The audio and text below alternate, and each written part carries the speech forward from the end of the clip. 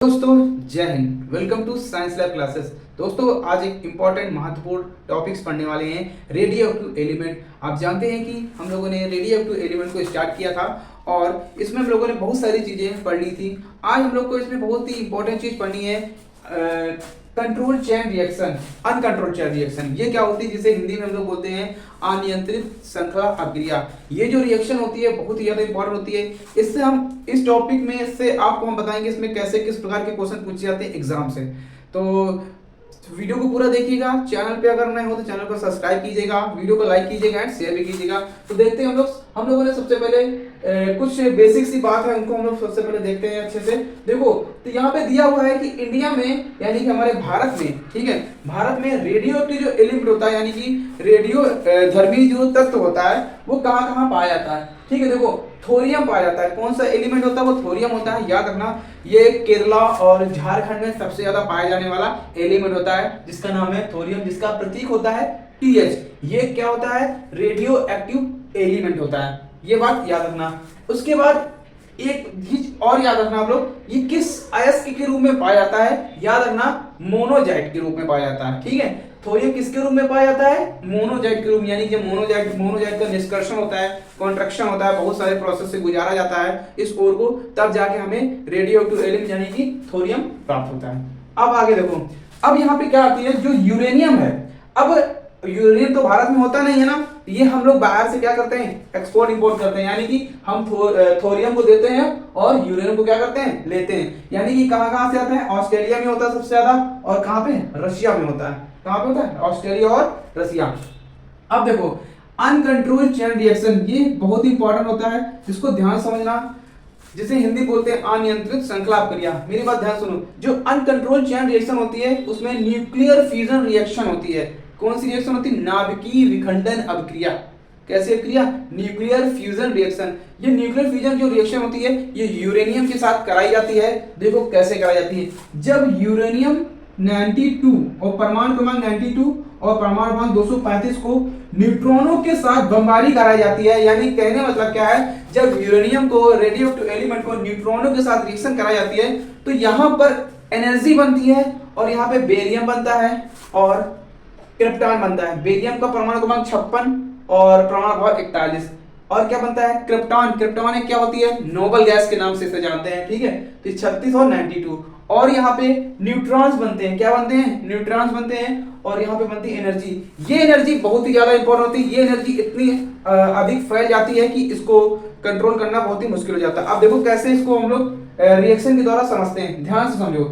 अब देखो हम क्या करते हैं, जब इसमें हम न्यूट्रॉनों की बमबारी कराते हैं, ठीक है, तो न्यूट्रॉनों की जब बमबारी कराएंगे तो यहाँ पे क्या होगा, ये बेरियम और क्रिप्टॉन में ब्रेक होगा। बेरियम और क्रिप्टॉन में ब्रेक होने के बाद क्या होता है, इसमें न्यूट्रॉन बनते हैं, बहुत सारे न्यूट्रॉन्स बनते हैं। यानी कि एक ये न्यूट्रॉन हो गया, एक ये न्यूट्रॉन हो गया, एक ये न्यूट्रॉन हो गया। इसके बाद क्या होता है, इसको अनकंट्रोल चेन रिएक्शन क्यों बोलते हैं, क्योंकि ये क्या करता है, जो न्यूट्रॉन जहां से निकलते हैं ये दोबारा यूरेनियम से क्रिया कर लेता है। जब यूरेनियम से क्रिया दोबारा करेगा तो क्या होगा, यहाँ पर फिर से बेरियम, क्रिप्टॉन और क्या बनाएगा, ये 3 न्यूट्रॉन यहाँ बनाएगा। फिर से क्या होगा, ये दोबारा यूरेनियम से क्रिया करेगा और लगातार क्रिया क्या होगी, कॉन्टिन्यूअस चलती रहेगी। जब लगातार कॉन्टिन्यूअस चलती रहेगी तो ये कैसी रिएक्शन होगी, अनकंट्रोल्ड चेन रिएक्शन होगी। लगातार एनर्जी बनती रहेगी, कॉन्टिन्यू एनर्जी बनती रहेगी, लगातार न्यूट्रॉन निकलते रहेंगे। जब न्यूट्रॉन निकलते रहेंगे तो ये रिएक्शन करेगी यूरेनियम के साथ। ठीक है, अब सुनो मेरी बात। अब इसने इससे क्रिया किया, ठीक, फिर इसने इससे क्रिया किया, ये चली गई चैन, सेम से नीचे इसी तरह होता है। अब ये वाला न्यूट्रॉन किससे क्रिया करेगा, यूरेनियम से क्रिया करेगा। ठीक है, तो ये भी बोरॉन, बेरियम और क्रिप्टॉन बनेगा। फिर से क्या होगा, कंटिन्यू, फिर से ये न्यूट्रॉन के साथ क्रिया करेगा और फिर से यूरेनियम के साथ क्रिया करके क्या बनाएगा, यानी कि लगातार कंटिन्यू न्यूट्रॉन बनते जाएंगे, एनर्जी बनती जाएगी। तो यानी कि एक समय ऐसा आएगा कि ये क्रिया क्या होती है, अनकंट्रोल हो जाती है। इसीलिए इस रिएक्शन को अनकंट्रोल चेन रिएक्शन बोलते हैं, अनियंत्रित श्रृंखला अभिक्रिया। और यहाँ पे लगातार एनर्जी बनती रहती है, बहुत ही सारा रेडिएशन होता है। मैंने आपको एक बार बताया था, कोई भी रेडियो एक्टिव एलिमेंट होगा वो अपने अंदर से क्या सीक्रेट करता है, रेडिएशन निकालता है। यानी कि जब तक रेडियो एक्टिव एलिमेंट स्टेबल नहीं हो जाएगा तब तक वो अपने अंदर से क्या करेगा, क्या कहते हैं, रेडिएशन को क्या करेगा, निकालेगा। ठीक है, याद रखना। तो ये बात आपको क्लियर हो गई ना, कैसी रिएक्शन होती है। अब बात क्या आती है, जो रिएक्शन होती है ना, इन्होंने सोचा कि इस रिएक्शन से क्यों ना हम इस लाभ में लाया जाए, यानी कि लाभ मतलब समझते हो ना, इससे बहुत सारी चीजें बना सकते हैं। अब मेरी बात ध्यान सुनो, अब इस चैन रिएक्शन को सबसे पहले किसने खोजा था? ओटो हॉर्न नाम के साइंटिस्ट थे, दो साइंटिस्ट थे, एक नाम ओटो, एक नाम था हॉर्न, यानी कि पूरा बोला जाता है ओटो हॉर्न। न्यूक्लियर फ्यूजन की खोज भी इन्होंने की थी, याद रखना। और एटम बम, ठीक है, न्यूक्लियर फ्यूजन से क्या बनाया था? Atom bomb. सबसे पहले एटम बम कब बना? 1945 ईस्वी में बना। और किसने बनाया? उसका नाम क्या था? लिटिल बॉय था। उन्होंने बताया ओटो हॉर्न ने कि हम इस एनर्जी से एटम बम बना सकते हैं। क्या बना सकते हैं? Atom bomb. तो सबसे पहला जो एटम बम नाम था, उसका नाम था लिटिल बॉय। और लिटिल बॉय को बनाया किसने था? इसके खोज करने वाले दूसरे साइंटिस्ट एटम बम के, बनाया किसने था? ओपे नियर ने बनाया था। किसने बनाया था? ओपे नियर ने इसको बनाया था। इन्हीं की वजह से ही आज क्या है, हमारे विश्व में एटम बम बहुत सारे बन भी चुके हैं, सभी देशों के पास अवेलेबल ही है। अब देखो मेरी बात सुनो, उन्होंने कैसे बनाया? देखो अब एक बात और आती है, जो ये न्यूक्लियर फ्यूजन रिएक्शन हो रही है उसको रोका कैसे जाए? जब तक न्यूक्लियर फ्यूजन रिएक्शन रुकेगी नहीं तो एनर्जी क्या होती, लगातार कंटिन्यू बनती जाएगी। तो इस एनर्जी को हम गेन नहीं कर सकते हैं, ठीक है। बहुत ही खतरनाक रेडिएशन होता है, इससे अल्फा बीटा गामा रेज निकलती हैं, ठीक है। अब सुनो मेरी बात ध्यान से, एक साइंटिस्ट थे 1942 में, फर्मी नाम के साइंटिस्ट थे। इन्होंने न्यूक्लियर रिएक्टर की खोज की। किसकी खोज थी? Nuclear reactor. यानी कि न्यूक्लियर रिएक्टर क्या होता है? न्यूक्लियर रिएक्टर की सहायता से हम क्या कर सकते हैं? अनकंट्रोल चैन रिएक्शन को रोक सकते हैं। उन्होंने कहा ठीक है, हम इसका यूज करेंगे। अब कौन कौन से न्यूक्लियर रिएक्टर होते हैं, अभी बात आपको पता चल जाएगी। अब उन्होंने क्या किया, फिर से उन्होंने क्या किया, यूरेनियम पर न्यूट्रॉन की क्या कराया? बमबारी कराई। बमबारी कराने के बाद क्या हुआ? ये ब्रेक हो गया बेरियम क्रिप्टॉन में, और न्यूट्रॉन बन गए। अब क्या हुआ, जब इन्होंने कंट्रोल रॉड लगाई, ठीक है, बोरॉन की और कैडमियम की, किसकी? बोरॉन और कैडमियम, ये होते हैं न्यूक्लियर रिएक्टर। तो क्या हुआ, यहाँ पे जो दो ये बने, ठीक है, न्यूट्रॉन, उनको क्या हो गए? खत्म हो गए, यानी कि ब्रेक हो गए, ठीक है, रुक गए। और एक न्यूट्रॉन यहाँ पे बचा।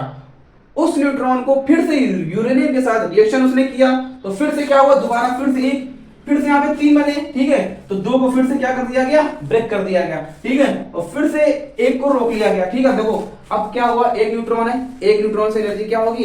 कम बनेगी। जब न्यूट्रॉन से कम एनर्जी बनेगी तो इससे क्या कर सकते हैं? स्टोर कर सकते हैं, यानी कि कहने मतलब कि इससे कम रेडिएशन होगा, ठीक। तो याद रखना आप लोग यहाँ पे कि कंट्रोल रॉड का उपयोग किया जाता है अनियंत्रित श्रृंखला क्रिया को रोकने के लिए, अनकंट्रोल्ड चैन रिएक्शन को रोकने के लिए। और कौन कौन से किसका क्षण होती है? बोरॉन की और कैडमियम की क्षण का यूज किया जाता है, याद रखना आप लोग, ठीक है। तो ये था अनकंट्रोल्ड चैन रिएक्शन। ये आप लोगों ने फिजिक्स में भी पढ़ा होगा, क्लास 12 में थोड़ा सा फिजिक्स का टॉपिक भी आ जाता है पर रेडियो एक्टिव एलिमेंट में, इसलिए मैंने आपको पढ़ाया। तो ये आपकी रिएक्शन आपको समझ में आ गई होंगी। तो आपको कैसा वीडियो लगा? अगर कोई दिक्कत हो, कोई परेशानी हो तो कमेंट करके आप लोग पूछ सकते हैं, कमेंट कर सकते हैं आप लोग। तो वीडियो को आज मैं यहीं पे रखता हूँ। इसके बाद हम आगे बढ़ेंगे कि इससे जो यूरेनियम था, इससे मतलब जो रेडियो एक्टिव एलिमेंट होता है उससे हम लोग लाइट कैसे बना सकते हैं? बिजली भी तो बनती है इससे, ठीक है। तो कैसे बनाएंगे अगली क्लास में हम लोग पढ़ेंगे अच्छे से।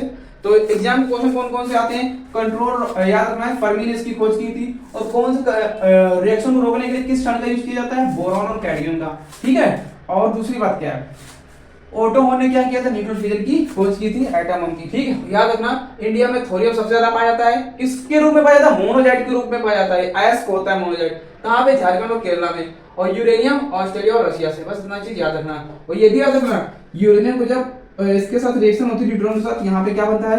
बेरियम क्रिप्टॉन और न्यूट्रॉन और एनर्जी बनती है। क्वेश्चन पेपर का ऑप्शन में आ जाता है। तो वीडियो को आज मैं यहीं पे रखता हूँ। क्लास आपको कैसी लगी कमेंट करके जरूर बताइएगा। वीडियो को लाइक कीजिएगा, चैनल को सब्सक्राइब कीजिएगा और इसे शेयर भी कीजिएगा।